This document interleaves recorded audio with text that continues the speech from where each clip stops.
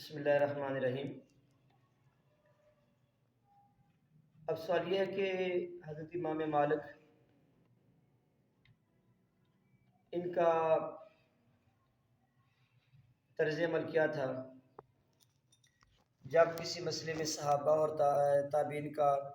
صحابہ کا باہمی طور پر یا تابعین کا اختلاف ہوتا تو اس وقت میں ان کا طرز عمل کیا ہوتا، یا یہ سوال ہم یوں بھی کر سکتے ہیں کہ حضرت امام مالک جو ہے نا، ان کا انداز تدریس یا مذہب یا سوچ کیا تھی۔ حضرت امام مالک یہ تمام فقہاء میں سے سینئر ہیں، ان کے بعد امام ابو حنیفہ ہیں، پھر امام شافعی، اور اس کے بعد حضرت امام احمد بن حنبل۔ تو عمر میں بھی اور مقام میں بھی حضرت امام مالک سب سے بڑھ کے، لہذا امام مالک کا ذکر پہلے کیا۔ ایک بات عمومی طور پر سارے فقہاء میں مشترک ہے، وہ یہ کہ تمام فقہاء اپنے شہر کے جو صحابہ تھے یا تابعین تھے یا جو ان کی سوچ تھی، اسی سوچ کو لے کے آگے چلنے والے تھے، یعنی جس اسکول آف تھاٹ کے تھے تو وہ اسی سوچ کے دائرے میں تھے۔ مثلا حضرت امام مالک مدینہ کے رہنے والے تھے، تو حضرت امام مالک جو ہے نا، صحابہ میں حضرت عمر، حضرت عثمان، حضرت عائشہ، حضرت ابن عمر، حضرت ابن عباس، حضرت زید بن ثابت رضی اللہ تعالیٰ عنہم، ان کی پیروی کرتے، ان کے اقوال کو لیتے، ان کی سوچ کو لیتے۔ اور تابعین میں یہ حضرت سعید بن مسیب کی، حضرت عروہ کی، حضرت سالم بن عبداللہ بن عمر کی، حضرت اکرمہ کی، حضرت عطا بن یسار کی، حضرت قاسم کی، حضرت عبید اللہ بن عبداللہ کی، اور حضرت امام زہری کی، یحییٰ بن سعید کی، اور زید بن اسلم، یہ تابعین میں سے ان کا موقف کو سمجھتے۔ لیکن سوال ہمارا یہ تھا کہ فقہاء کا آپس میں اختلاف سبب کیا ہے؟ تو بیٹا سبب کی یہ بات سمجھ آ گئی کہ حضرت امام مالک جو ہے نا، یہ صحابہ کا بھی آپس میں باہمی اختلاف ہوتا تھا، اور کل ہم بیان کر چکے کہ صحابہ کا اختلاف کیوں ہوتا تھا۔ صحابہ کے اختلاف کی وجہ سے تابعین کا اختلاف ہوا، اور جو تابعین کا اختلاف ہے آگے پھر نیچے فقہاء میں بھی آیا، کیونکہ جس شہر میں جو صحابی ہیں، جو تابعی تھے، اس شہر کے فقہاء نے اسی تابعی اور اسی صحابی کو فالو کیا، دوسروں کو فالو نہ کیا۔ اب امام مالک جو ہے نا، آپ کے بارے میں یہ، آپ اس بات کے اتنے پکے تھے کہ آپ کے بارے میں یہ مشہور تھا کہ آپ اہل مدینہ کے اجماع کو حجت سمجھتے تھے۔ آپ کا خیال تھا کہ جو اہل مدینہ جس بات پر متفق ہو جائیں، جیسے قرآن اور حدیث حجت ہے، ایسے اہل مدینہ کا، مدینہ کے لوگوں کا ایک نقطے پر متفق ہونا یہ بھی حجت ہے۔ اور اسی لیے امام بخاری نے بھی صحیح بخاری کے اندر ایک باب باندھا ہے جس کا نام ہے بابن فی الاخذ بمتفق علیہ الحرمان، کہ جس پر دو حرم یعنی مکہ اور مدینہ کے لوگ متفق ہو گئے نا، وہ کون کون سی روایات ہیں۔ اور اہل مدینہ کے بارے میں حضرت امام مالک کہتے ہیں کہ جس مسئلے میں اہل مدینہ یعنی مدینہ کے صحابہ تابعین متفق ہو جائیں، وہ ہمارے نزدیک چیز قابل وصول ہے۔ اور جس بات کے حوالے سے، جس بات میں اہل مدینہ متفق نہ ہوتے،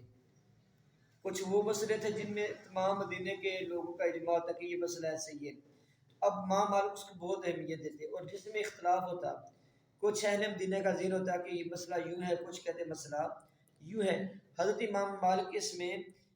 جو زیادہ قوی چیز ہوتی اس کو ترجیح دیتے، یا قابل ترجیح کو اختیار کرتے،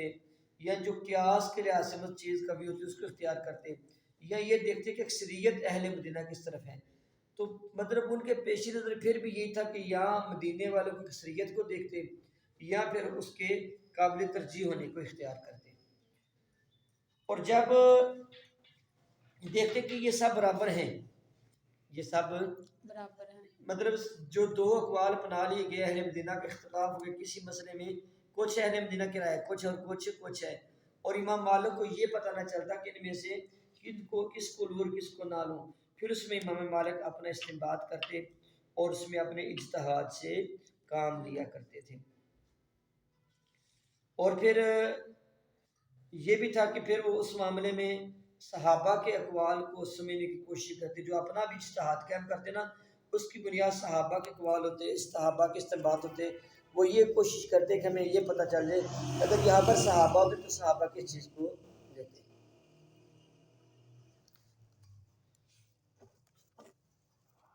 اچھا، ایک اور بات بیٹا اس میں امام مالک کے حوالے سے یہ بات ہم نے پڑھی کہ فقہائے کرام اپنے شہر کے ہی تابعین اور فقہا کی راہ پہ چلتے، ان کو فالو کرتے اور انہی کے سوچ کو لے کے آگے پروموٹ کرتے۔ جیسے آپ ہمارے ادارے میں پڑھتی ہیں تو بیٹا آپ نے تو ہمارے ادارے کی سوچ آگے لے کے جانی ہے، اور کسی اور ادارے کی پڑھنے والی ان کو اپنا استاد پیارا ہوگا، یہ ایک فطری بات ہے نا۔ لیکن اگلی بات یہ ہے کہ کیا ایسا ممکن ہے کہ میں آپ کو دین پڑھاؤں اور دین پڑھانے کے ساتھ میں دوسرے مدرسے کی بدخوئی کروں؟ یہ بات غلط ہے،